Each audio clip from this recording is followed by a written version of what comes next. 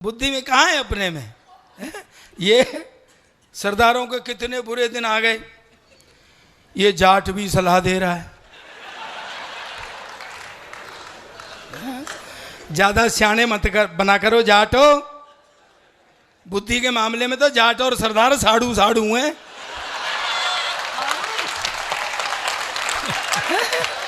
भाई बहुत ही बढ़िया है, वाह। बढ़िया क्या है तेरा? इसकी बुद्धि कहना ही ना था, इसकी बुद्धि, इसकी कितना कितना दिमाग है तेरे अंदर? नहीं, कितना दिमाग है तेरे अंदर? टोटल जितना दिमाग है ना उतना तो मेरा खराब रहता है।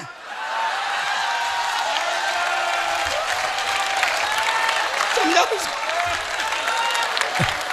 भाई प्रताप कमाल है, वाह।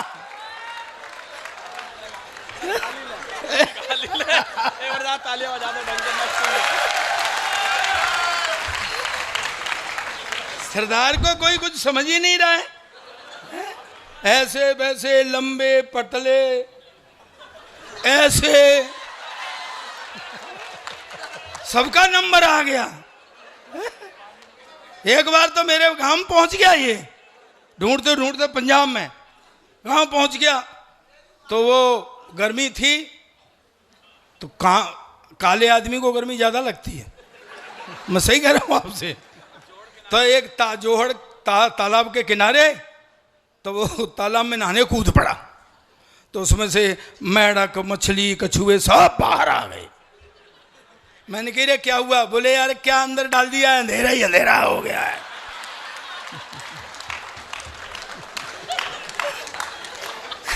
सही में कब सम्मेलनों से जाता है, रात भर कब सम्मेलन करता है, छत पे जाके सो गया।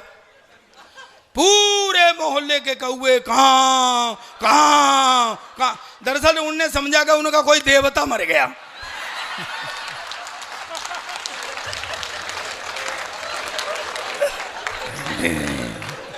मैं बिहारी हूं, कह रहा मैं बुर्का पहन के गया फिर भी उसने पहचान लिया। मैं मूंछ लगा के गया फिर भी उसने पहचान। अबे तेरे कपड़ों से क्या होता है, बदबू तो वो ही थी।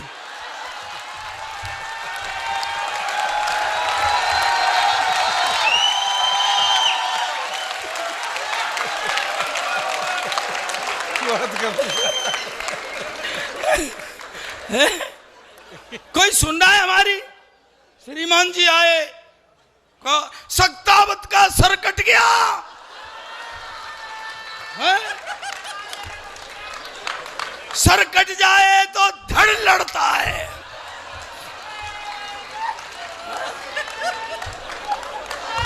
हम राजस्थान के लोग सर कट जाए धड़ लड़ता है। इनसे ये पूछो कि तुम तब क्यों नहीं लड़ते हो जब तुम्हारे धड़ पर सर होता है।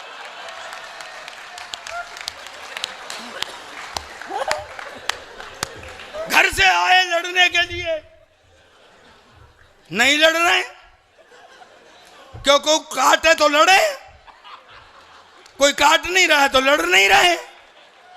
ये खुद गया लड़ने के लिए सक्तावत के उसमें, जैसा गया वैसा ही आ गया। मैंने पूछा लड़ा नहीं? बोले किसी ने काटा ही नहीं।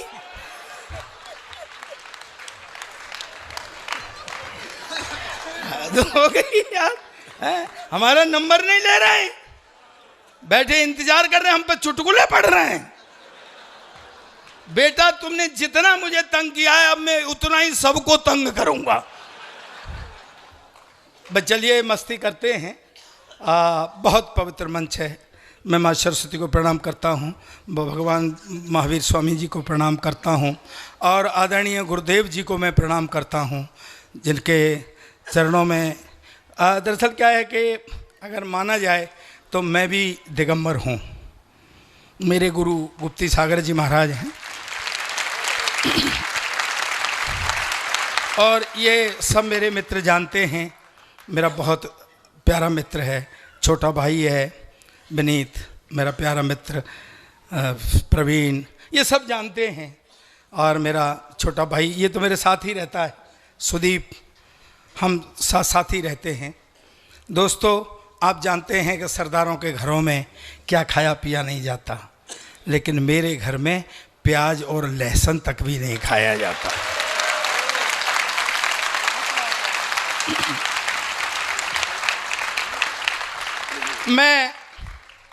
मैं 4 पंक्तियों से प्रार्थना करता हूँ। हाँ, बहुत आवश्यक है। और दरअसल क्या है कि थोड़ा समय कम रह गया है।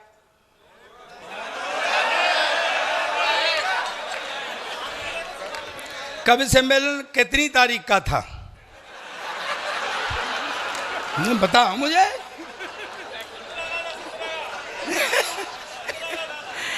देखिए आप जैन साहब हैं। तुम कोरा सरदार मन समझना मुझे। मैं 4 पंक्तियों से 24 भगवान की प्रार्थना करता हूँ। ये 24 मैंने जब लिखी थी बहुत पहले, ये पहुँच गई 7 समंदर पार तक पहुँच गई ये। और मैंने ये बच्चों के लिए लिखा था। मैंने एक दिन अपने बेटे से पूछा 10 गुरुओं के नाम बताओ, वो क्रम से नहीं बता पाया। इसी तरीके से हमारे जो बच्चे हैं वो हमारे 24 भगवान को, 24 तीर्थंकरों के नाम नहीं गिना पाते। लेकिन हम पढ़ते थे तो जब हमको कोई चीज़ रटाई जाती थी तो कविता रूप दे दिया जाता था, तो हमें याद हो जाती थी। तो मैंने ये प्रार्थना की पंक्तियाँ लिखी हैं, सुने। थोड़ी देर प्रार्थना के मुद्रा में आ जाएं। बहुत बढ़िया है, बहुत स्वागत। 24 भगवान को क्रम से देखें कि आदि से अजीत और संभव का अभिनंदन। आदिनाथ भगवान के आदि से अजीत और संभव का अभिनंदन। सुमत मिले तो पद्म प्रभु जी का धाम है। भाई कमाल ही है ये कि आदि से अजीत और संभव का अभिनंदन। सुमत मिले तो पद्म प्रभु जी का धाम है। और सुपार्श्व चंद्र प्रभु जी के पुष्प महकते हो जहां। शीतल श्रेयांश बांस पूजी ही तो नाम है। कि विमल अनंत धर्म ही से शांति मिले सदा।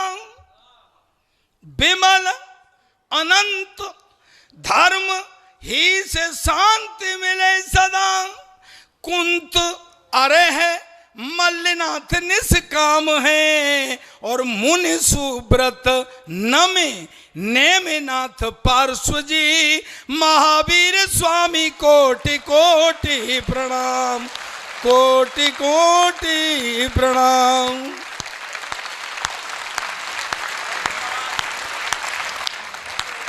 भाई कमाल ही कर दिया है, वाह वाह वाह।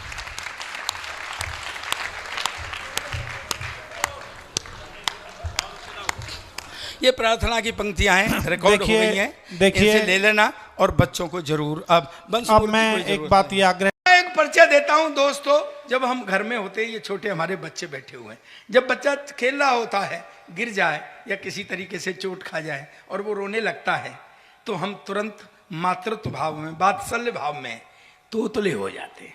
मिला बेटा, मिला बेटा क्यों रोया, मिले बेटे को क्या हुआ, मेरा बच्चा। फिर हम लुढ़क जाते हैं, पुढ़क जाते हैं, विभिन्न तरह की मुद्राएं बनाते हैं, उसके सामने गधाई बन जाते हैं, सिर्फ इसलिए कि उसके होठों पर मुस्कुराहट आ जाए।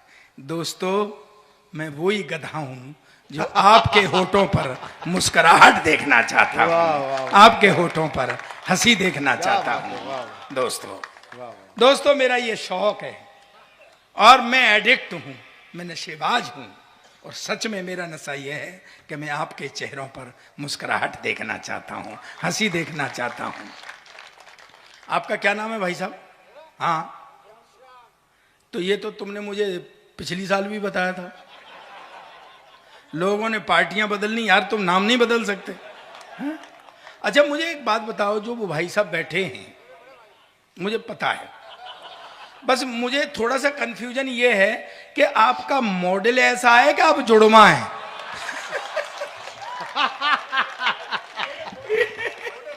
अच्छा, ये ब्रांड ही ऐसा है। दोस्तों हंसी का कोई मतलब मत निकालना। मैं 2 घंटे आपको हंसाऊंगा, हंसी का कोई मतलब नहीं होता। हंसी का मतलब सिर्फ हंसी होता है, हंसी का कोई मतलब नहीं होता। हंसी का मतलब मैं देखना चाहता हूं आप माइथोलॉजी से कितने जुड़े हुए हैं। हंसी का मतलब द्वापर युग में हंसी का मतलब द्रौपदी की हंसी का मतलब निकाल दिया था दोस्तों, महाभारत हो गया था, पूरा कुनवागारत हो गया था। इसलिए हंसी का कोई मतलब नहीं होता, हंसी का मतलब होता है सिर्फ हंसी। हंसो आराम से, आए ताली बजाओ। मैंने नहीं कहा है, ये कह रहे थे हा? ताली बजाओ। ताली क्यों बजावे भाई? हैं? ये कोई ताली बजाने वाले हैं क्या? ताली बजाओ, ताली बजाओ। है मैं टाइम खराब कर रहा। ये कविता की आखिरी पंक्तियां लीजिए, जिसके लिए मैंने कविता लिखी है। तो तू पहले ही आखिरी सुना देता ना, है? हमारा टाइम खराब कर रहा है यार।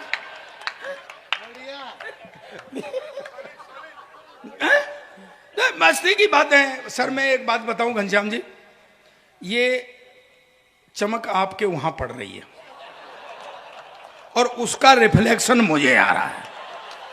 सही नहीं, अब ढकने से क्या फायदा। वैसे मैं आपको एक बढ़िया वो बता सकता हूं जुगाड़। एक हेलमेट कितने में आता है? कम से कम 500 रुपए में बढ़िया हेलमेट। आपको सिर्फ 5 रुपए खर्च करने, काला रंग ला के पोतना है।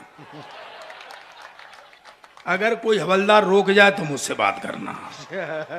नहीं आई समझ में तो कल घुटवा ले अपनी।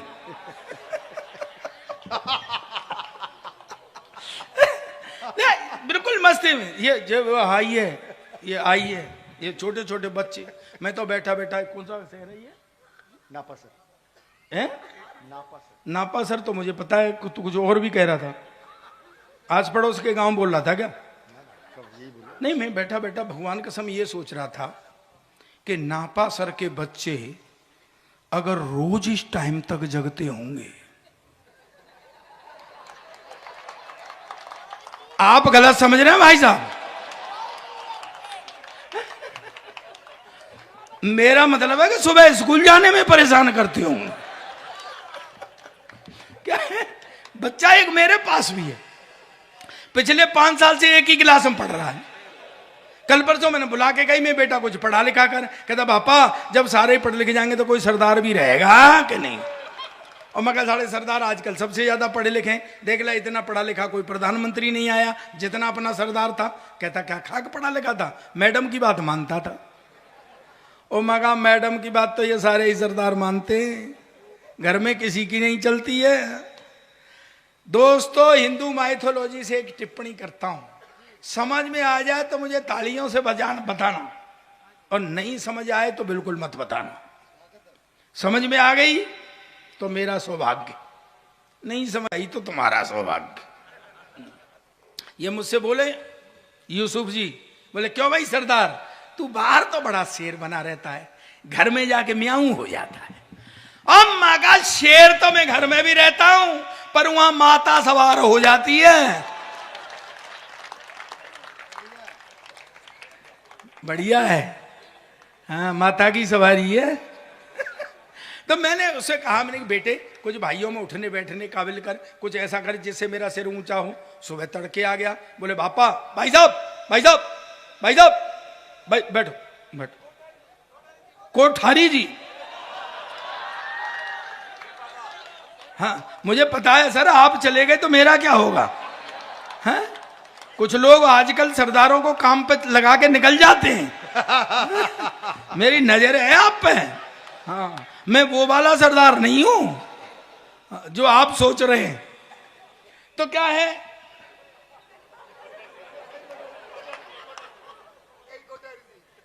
इतने कोठारी हैं? जानता है कोठारी कौन होते हैं? तू नहीं जानता? मैं बताता हूं। ये आया अग्रवालों का छोरा, अग्रवाल। अभी तेने माहेश्वरी नहीं देखे क्या होते? हाँ हाँ, मैं माहेश्वरी बताऊं क्या होता है सच में? न कोई झगड़ा, न कोई लड़ाई, न खून खराबा, जीत अपनी, वो माहेश्वरी होता है। एक गांव में एक पहलवान आ गया, बोले कुश्ती लड़ो। अब गांव में कोई पहलवान नहीं, लोगों ने कही गांव की नाक कटी, क्या करें? बोले चलो माहेश्वरी जी के पास। वो अपनी दुकान पर बैठे हुए, लोग आए, बोले जी गांव में पहलवान आया है। माहेश्वरी जी बोले मैं क्या करूं भाई? अरे बोले सर गांव की नाक कटी जा रही है, कैसे नाक बचे? तो माहेश्वरी जी बोले सोच के कि नाक तो नहीं कटेगी। बोले कैसे? कि कुश्ती मैं लड़ूंगा। लोगों ने कही पहले तो कट रही थी कि जाने नहीं कट रही थी, ये अब जरूर कटेगी। बोले चलो, तो चले गए, कुश्ती शुरू।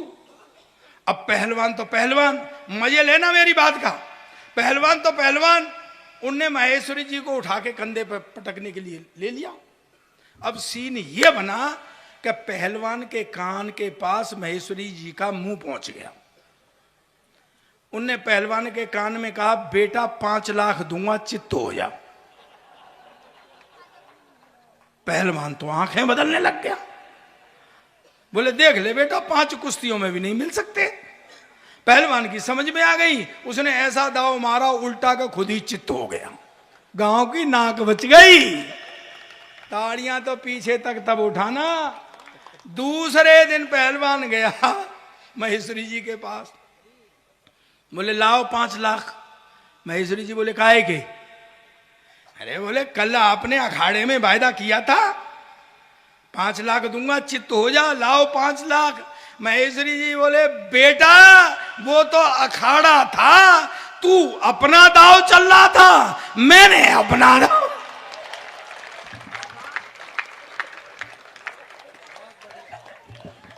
ये वो होते हैं समझे। ये महेश मेरे बड़े पुराने मित्र हैं, और दरअसल वो पुरोहित, राजकुमार पुरोहित, ये तो मेरा सन 1992 से है मित्र मेरा। 92 से नहीं, कुछ ज्यादा हो गई गुरु, हैं? ठीक लगा लो, 2002 से। हाँ ठीक लगा लो। हाँ 2002 से हैं ये मेरे मित्र हैं। हाँ तो हाँ वो कोई बात नहीं है। तो ये देश विचित्र है। आप देख लो, पहला प्रधानमंत्री बोलता नहीं था, ये वाला चुप नहीं होता है, भाषण दूंगा, इस पे भी भाषण दूंगा, उस पे भी। मेरी तो सरदारनी कह रही थी क्यों जी ये करवा चौथ पे भी भाषण देगा क्या? पूरे देश में शौचालय बनाएंगे, अब कुछ बचा ही नहीं बनाने के लिए।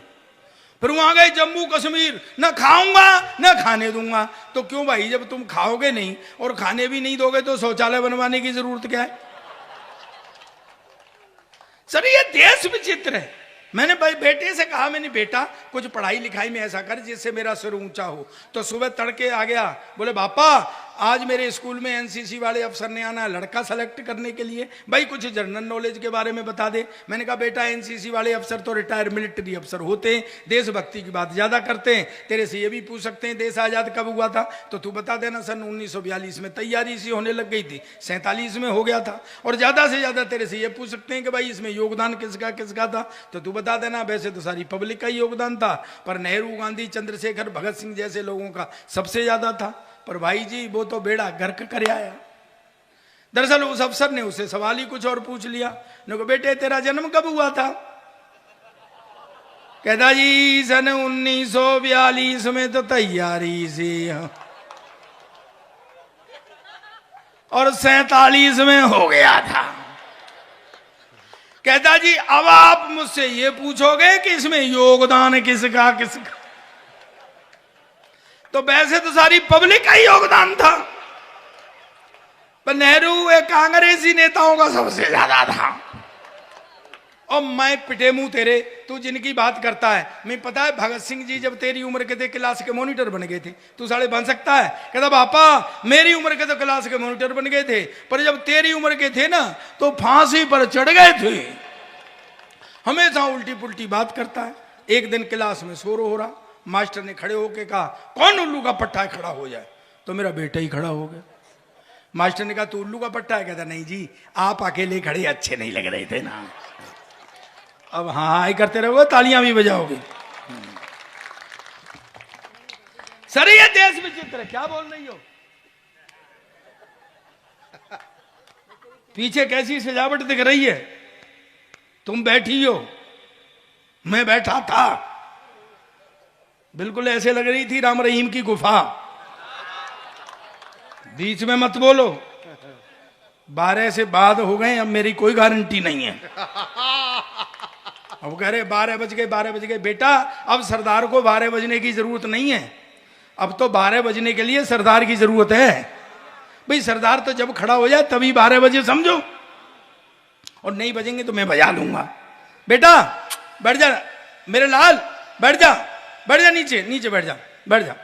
परमात्मा ने खड़े होने के लिए पैर दिए हैं तो बैठाने के लिए कुछ न कुछ दिया, बैठ। हाँ ये देश विचित्र है। मुझे नहीं लगता कि यहाँ पहली बार कवि सम्मेलन हो रहा है। जिस तरह से आप छोटी छोटी बातों को पकड़ रहे हो, जिस तरीके से आप छोटी छोटी बातों को, आपने गीत को भी सुना, आपने कविता को भी सुना, आप हंस भी रहे हैं, आनंद ले रहे हैं। मुझे लगता नहीं है कि यहाँ पहली बार कवि सम्मेलन हो रहा है। मैं चाहता हूं आप खुद के लिए एक बार पूरा सदन हाथ खड़े करके जोरदार तालियां बजाए। ये देश विचित्र है। वो नोटबंदी हो गई। नोटबंदी जानते हैं? नई चीज सुनाता हूं, सुन ले बेटा। बेटा इधर ध्यान दे मेरे लाल। हाँ मैं वहीं आकर के तेरे कान पकड़ लूंगा। हाँ नोटबंदी आप समझ रहे हैं, नोटबंदी हुई, नोटबंदी हुई, देश में तराय तराय हो गई। अब वो शाम को आ जाते थे वो तो मोदी जी 8 बजे। मित्रों आदमी साला घर में बैठा हुआ परेशान रहता था कि भाई आज क्या कहने वाला है। वो तो रोज का नियम था। अच्छा काला धन के लिए उन्होंने वो नोटबंदी की कि भाई काले धन वाले जो हैं वो हो जाएंगे। काले धन वाले कुछ और ही कर रहे थे, वो भागे और सोना खरीद लाए। आपने अखबार में पढ़ा होगा कि सोने के वो स्टॉल खाली हो गए थे दिल्ली के अंदर, वो सोना खरीद लाए। अब अच्छा लेकिन मोदी जी रोज नियम बदल रहे। भाई लोग बदमाशी कर रहे, वो रोज नियम बदल रहे। वो तो शाम को आ जाते थे 8 बजे। मित्रों मैंने ऐसे सीन देखे कि जैसे ही वो कहते थे मित्रों तो आदमी एक हाथ दिल पे और एक पॉकेट पे रख लेता था कि भाई आज क्या कहने वाला है। अब वो जैसे ही सोना खरीद लाए पे सोने वाले घबरा रहे जो सोना खरीद लाए कि यार ये तो रोज नियम बदल रहा है, कहीं ऐसा नहीं हो शाम को 8 बजे आ जाता था वो सुंदर। हाँ कहते मित्रों आज रात 12 बजे के बाद सोना लोहा माना जाएगा, ले आओ बेटा सोना। ये स्थितियां थी। और कुछ तो महेश सोच रहे थे कि गुरु इसने अपनी तो छोड़ रखी है,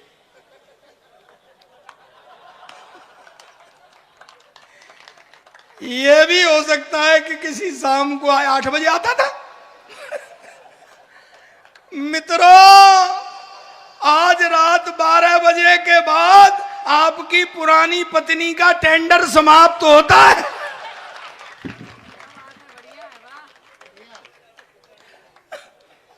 कल किसी भी केंद्र पर जाकर के पुरानी को नई में बदलवा लें। और गुरु मजा तो जब आया मैडम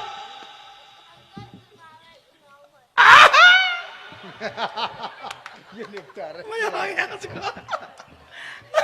बच्चे आनंद ले रहे हैं पूरा। जय हो, तेरे से छोटा तो कोई होगा नहीं क्योंकि तू इतने बजे तक जगता है, तेने भूमिका ही नहीं बनने दी।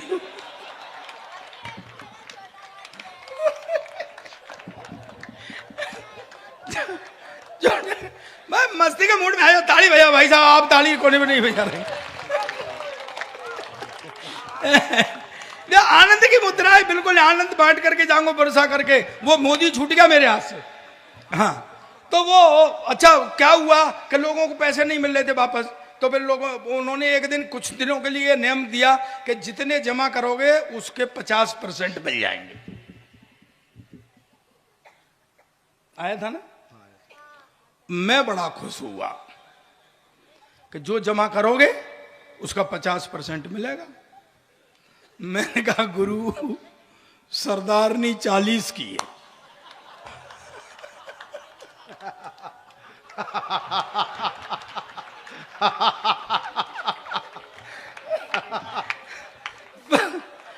पर पता नहीं मोदी को मेरा सुख देखा नहीं गया। उसने नेम ही बदल दिया। दोस्तों, एक बात कहना चाहता हूं, मैं इस नगरी में खड़ा हुआ, मुझे पता है यह वीर भूमि है राजस्थान की। एक टिप्पणी मैं चाहता हूं कि एक रात को, एक शाम को मोदी जी आए और मुझसे सहमत हो वो ही बजाना और देर तक बजा करके मुझे समर्थन देना। जो सहमत नहीं हो मुझसे, क्योंकि अभी तुमने देखा उत्तर प्रदेश में चुनाव हुए थे, सबको पता है, आजकल राजनीति से सब जुड़े हुए हैं। उत्तर प्रदेश में चुनाव हुए, क्या हुआ? किसी को कुछ मिला ही नहीं, सिर्फ बीजेपी। तो भाई हमारा खर्चा क्यों करवाया था? सीधे ही कह देते कि जोगी सरकार बना ले।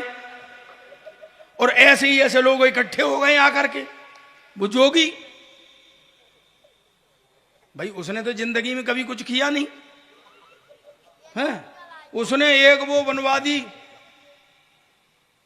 वो रोमियो स्क्वाड, जो लड़के थोड़ा बहुत प्यार मोहब्बत की बातें कर रहे तो वो रोमियो कूट रहे उनको स्क्वाड। मैं कही यार क्या तू खुन्नस निकाल रहा है इनसे? तेरे को जो नहीं मिला वो दूसरों को भी नहीं मिलने देगा। वो योगी। तो वो एक महीन बात कहता हूं, अगर आपकी बात समझ में आ गई तो मैं धन्य हो जाऊंगा। तो वो क्या हुआ कि जैसे योगी वो वहां के वोट जब खुल रहे थे तो ये बीजेपी वाले तो अकेले लड़ रहे थे यूपी में, वो सपा वाले, बसपा वाले, कांग्रेस सब मिलके लड़ रहे थे। तो जब वोट खुल रहे थे तो मैं दिल्ली में रहता हूँ 15 सेक्टर रोहिणी में, तो मेरे बगल वाले फ्लैट में, बेटा चुप रहो, देखो जो चुप बैठेगा ना उसको ये लखानी बाद में 10-10 रुपए देगा। सही में देगा, मैं बता रहा हूं, चुप बैठे रहना। तो क्या हुआ, वो उसमें सब इकट्ठे होकर के टीवी देख रहे। अब सीटें खुल नहीं, अब बेचारों की सीटें मीटें तो आ नहीं रही थी, वो तो वैसे ही परेशान। एक ऐसा लड़का शैतान, वो खिड़की खोले और धीरे से उसमें से बोले, मित्रों। वो बेचारे घबरा के टीवी बंद कर दे। इधर ब्रांड हो गया है, कोई सड़क पे मित्रों बोल दे तो लोग सोचते हैं मोदी आ गया। दोस्तों, मैं जो बात कहना चाहता था वो कह रहा हूं। मेरे सहमत हो तो ताली बजाना, नहीं सहमत हो तो ताली मत बजाना। मैं चाहता हूं एक शाम को मोदी आए और कहे, मित्रों 2019 के बाद अब इस देश में चुनाव नहीं होंगे।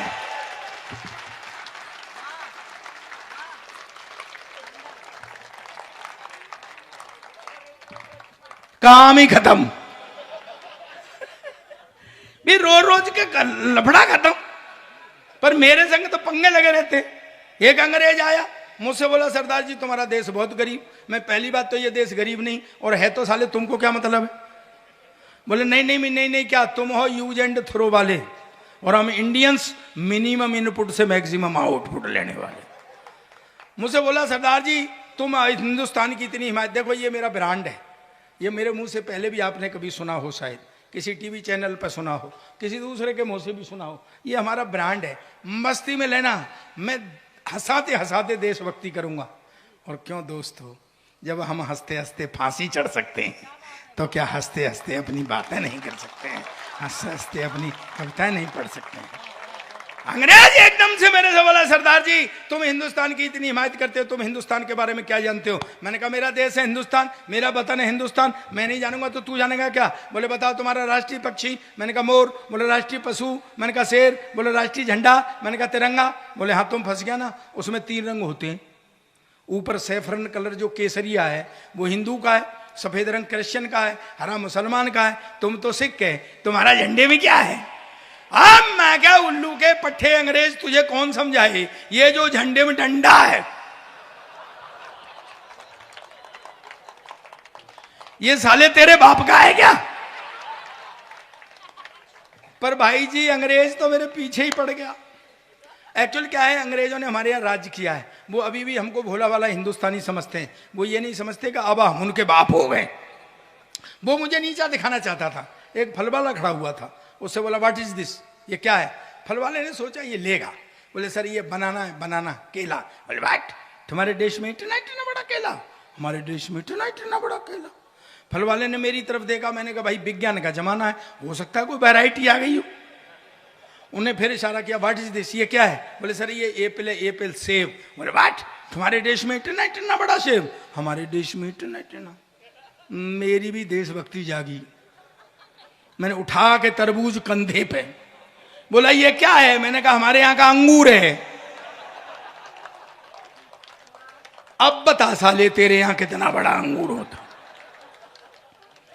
पर भाई जी वो तो मेरे पीछे ही पड़ गया। दरअसल क्या है, एक बढ़िया बात निकाल के देना चाहता हूं मैं आपको संस्कृति से, अंग्रेजों की और हमारी संस्कृति। भाई साहब अभी से खांसने लग गए, अभी तो आपको बहुत हंसना है। ये देश विचित्र है सर, देख लो आप। राहुल गांधी नहीं, राहुल गांधी अपनी मां की नहीं मान रहा है, नहीं सुन रहा है। राहुल गांधी अपनी मां की नहीं सुन रहा है, अखिलेश अपने बाप की नहीं सुन रहा है, केजरीवाल की कोई नहीं सुन रहा है, मोदी किसी की नहीं सुन रहा है।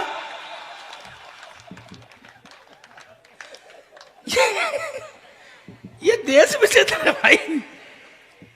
मैं आपको वो निकाल के देता हूं, हाथ से निकाल के देता हूं। तो वो संस्कारों से देखो, हमारी और उनकी संस्कृति में बहुत अंतर है अंग्रेजों की में। जैसे मैं बताऊं आपको कि अंग्रेज जब गा रहे होते हैं तो ऐसा लगता है रो रहे हैं, और हम तो जब रो भी रहे होते हैं तब भी ऐसा लगता है गा रहे हैं। आप कभी अंग्रेजी सीडी लाना, फंसाना, वो नहीं जो आवाज बंद करके देखी जाती है, सुने वो। तुम बहुत बदमाश लड़के हो, तुम वो टाइप राइटर की तरह मारो कहीं पर लगे वहीं। अब वो क्या है, आप कभी सीडी लाना उनके गाने की, वो फंसाना, लव माई गो, ऐसा लगता है साले रो रहे क्या। देखो कितना बढ़िया सुंदर सुनाया। पिछले दिनों क्या हुआ कि मैं यूके गया था, मेरे साथ में तू भी था। देखो वो साला हाँ कह रहा है, भगवान कसम देश में झूठों की भी कमी नहीं है यार। तुम तो थी। तो क्या हुआ कि वहाँ स्कॉटलैंड, इंग्लैंड, आयरलैंड, उसमें हमारे 2-2, 3-3 प्रोग्राम थे। तो वहां पे मेरा बहुत पुराना भाभी जी, बुआ जी निकली।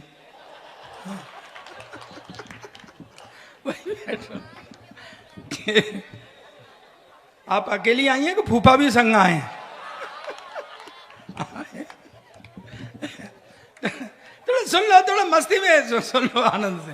तो वहां मेरा एक बहुत पुराना दोस्त रहता बर्मिंघम में, वोल्फिंग सिंह। उन्हीं दिनों उसका फादर एक्सपायर हो गया, फादर उनका एक्सपायर हो गया। क्यों महेश मेरी तरफ ऐसे क्यों देख रहा है? अरे यार हिंदी में उसका बाप मर गया। तो मैंने कहा यार मैं इंडिया में होता तो आता नहीं। अफसोस जाहिर करने जाते हैं ना जैसे हमारे यहाँ, तो अफसोस जाहिर कर आता हूं। मैं जाने लगा तो सरदारनी मेरे संग में थी। वैसे एक बात बताऊं घनश्याम भाई साहब, आपके मॉडल का आदमी दूर खड़ा हो तो पता नहीं लगता आ रहा है कि जा।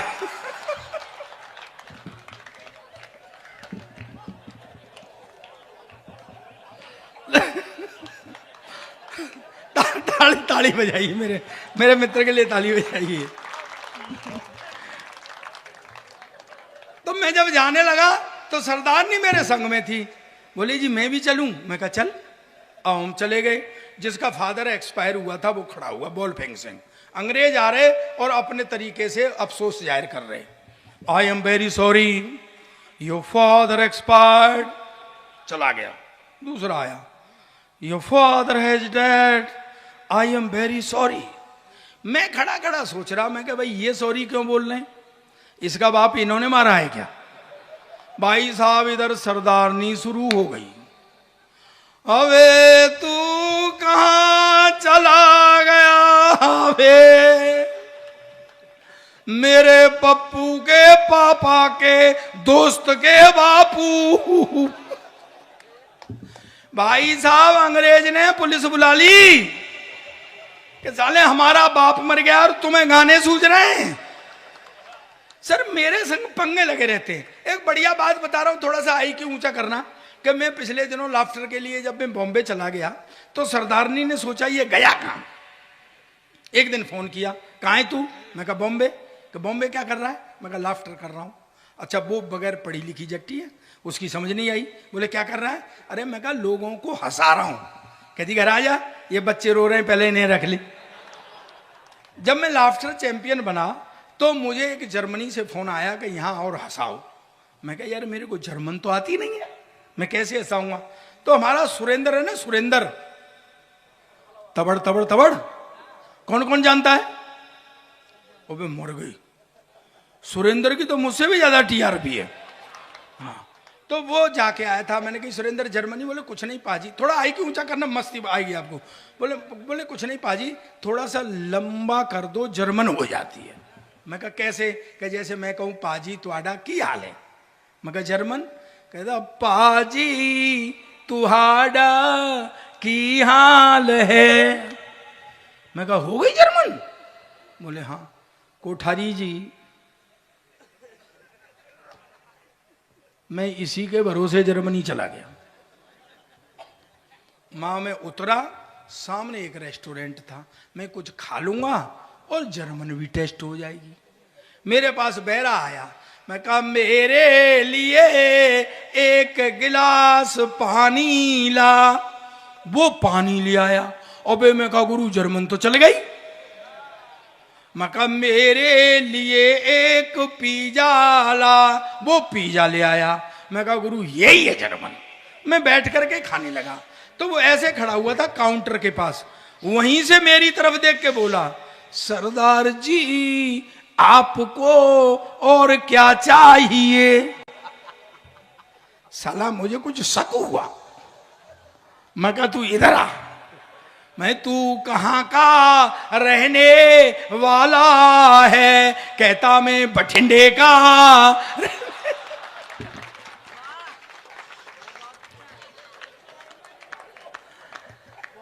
गुरु इसका असली पंच तो अब है, अगर समझ में आ जाए तो। ओ मैं कहा फिर हम जर्मन में बातें क्यों कर रहे?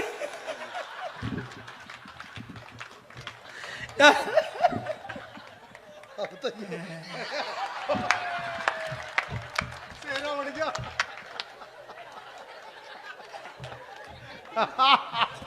ये वाला मालावीर के कद के हिसाब से छोटी लेकर आया। मेरी तो तब भी जब सरदारनी डाल रही थी तब भी ऐसे ही फंस गई थी और आज तक फंसी हुई है। हाँ हाँ, तो ये देश विचित्र है सर। अब ये लड़के हैं पीछे, जरा सी बात मुझे पता है बेटा तुम कौन हो। तुम वो अपनी गर्ल फ्रेंड के मोबाइल में पैसे तुम डलवाते हो, बात वो किसी और से करती है। सर आजकल के लड़के ठगे जा रहे हैं बेचारे। एक हमारा जमाना था, हाय हाय हाय हाय हाय, जब इश्क मोहब्बत की बातें होती थी। कोठारी जी हैं तो महीनों तो देखा देखी में ही निकल जाते थे, फिर उसकी पता करते थे किस गली की है। घनश्याम जी भगवान कसम आपका जितना अच्छा फेस है उतना ही अच्छा सर फेस है।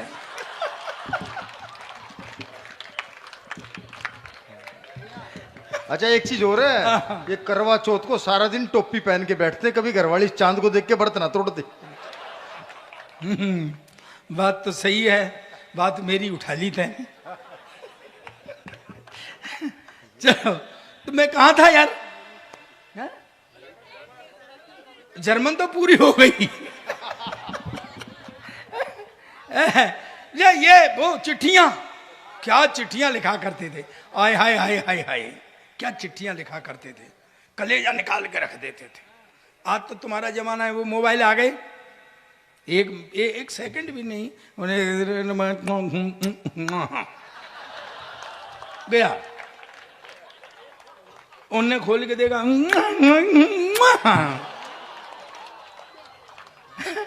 हम लिखा करते थे चिट्ठियां, आय हाय हाय हाय, मेरी प्यारी कम्बो, बीच में अपने हालात, फिर नीचे तेरा प्यारा गुंटू लाल। अब चिट्ठी कौन पहुंचाए, बड़ी समस्या रहती थी कोठारी जी, बड़ी समस्या रहती थी, चिट्ठी कौन पहुंचाए। अच्छा ऐसे किसी को दे नहीं सकते क्योंकि साला अपनी ही सेटिंग कर ले, हैं? हम चिट्ठी लिखने में ही रह जाए। तो वो क्या होता था कि वो गुड़मुड़ू गुड़मुड़ू, मैम पुरानी बातों में पहुंचो, हाँ जब चिट्ठियां आती थी, हाँ चिट्ठियां आती थी तो गुड़मुड़ू की, इधर उधर देखा, फेंक दी। पर मुश्किल तो तब होती थी कि वर्मा जी के यहाँ फेंकी और शर्मा जी के यहाँ गिर गई, शाम को जूते चले गए, ये स्थितियां होती थी। तो ये आजकल के लड़के बेचारे हैं, हाँ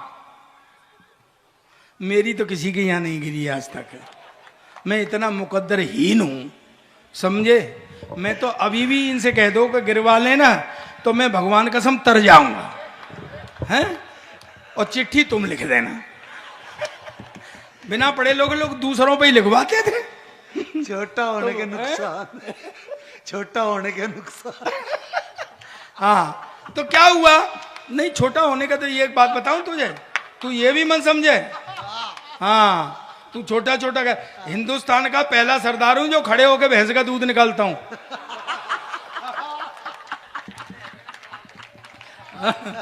हाँ बोलो, नहीं तो मुझे ऐसे नहीं करूंगा मैं।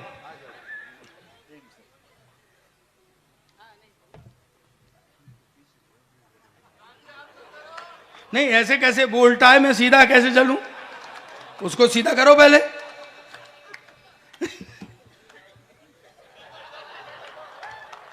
महेश भगवान कसम मैं तेरे से बहुत डरता हूं क्योंकि तेरी शकल मेरी सरदारनी से मिलती है।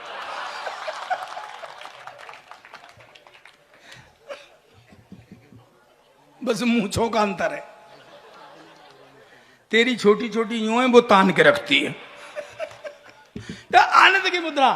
तो वो अच्छा एक बात मुझे बताओ, मैं जहां घुमा फिरा के ला रहा हूं, मैं मातृ शक्ति मेरी बैठी हुई है, मैं कुछ संस्कारों से हाथ से निकालना चाहता हूं।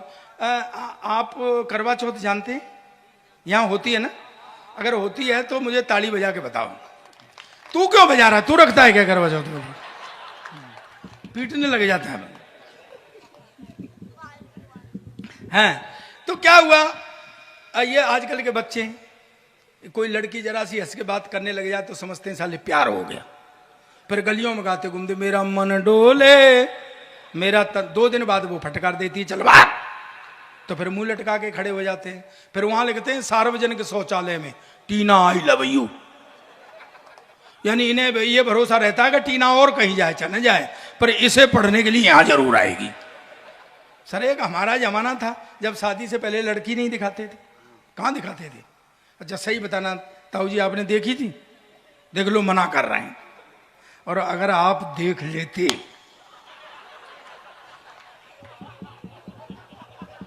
नहीं नहीं यही करते जो किया है। तो मेरे शादी वाले आए देख करके चले जाए, पहले शादी से पहले लड़की कहाँ दिखाते थे, अब तो शादी से ही पहले सब कुछ हो जाता है, बेचारी शादी रह जाती है करने के लिए। हाँ? पहले शादी से पहले लड़की नहीं दिखाते थे, तो मेरे लड़के मुझे देखने वाले आए तो देख के चले जाएं। मैंने कहा यार कोई फॉल्ट है, मैंने घर वालों से कहा, मैंने कहा ये मैं लड़की देखूंगा। बोले तू क्या देखेगा, हमने देख ली। मैं वाह पट्टे, वो मेरी रही है, देख तुमने ली। अच्छा वो मुझे दिखाने ले गए, सीन बना, ऐसे वो लड़की खड़ी, ऐसे मैं खड़ा, ऐसे वो होने वाले ससुर जी खड़े जो बाद में नहीं हुए, पंगा पड़ गया था ना। तो वो हमें छोड़ के चले गए कि लड़का लड़की थोड़ी देर बात कर लेंगे। आधा घंटे तक पिन ड्रॉप साइलेंस रहा, न मैं बोला न वो लड़की बोली। फिर आखिर में मैंने हिम्मत की, मैं कहा बहन जी आप कितने भाई बहन हैं? कहती भाई साहब अब तक तो 2 थे, पर आप और आ जाएंगे तो 3 हो जाएंगे। ऐसे ही बहका देते थे, बिल्कुल हीरोइन जैसी है, ये समझ ले महिमा चौधरी जैसी है। फिर भी सुहागरात को हाथ कांपते थे घूंघट उठाने में कि कहीं महिमा चौधरी की जगह महेंद्र सिंह चौधरी नहीं निकल जाए। पर दोस्तों एक बात कहना चाहता हूं, मैंने जैसे बताया मैंने 45 देशों की यात्रा की, मैं हिस्टोरिकल बैकग्राउंड पर लिखता हूं, मेरी टेक्स्ट बुकों में पुस्तकें चलती है, सिख योद्धा हरि सिंह नलुआ +2 में पंजाब में लोग जो जानते होंगे। आपसे एक बात शेयर करना चाहता हूं, मेरी नई पीढ़ी बैठी हुई है, मेरे हम उम्र बैठे बुजुर्ग बैठे, मातृशक्ति बैठी हुई है, तालियों से रिसीव करना इस बात को। आज भी 15 मिनट सोने से पहले पढ़ने का प्रयास करता हूं। जितनी उत्तम वैवाहिक संस्था अपने हिंदुस्तान की है, ऐसी न किसी देश की है न किसी समाज की।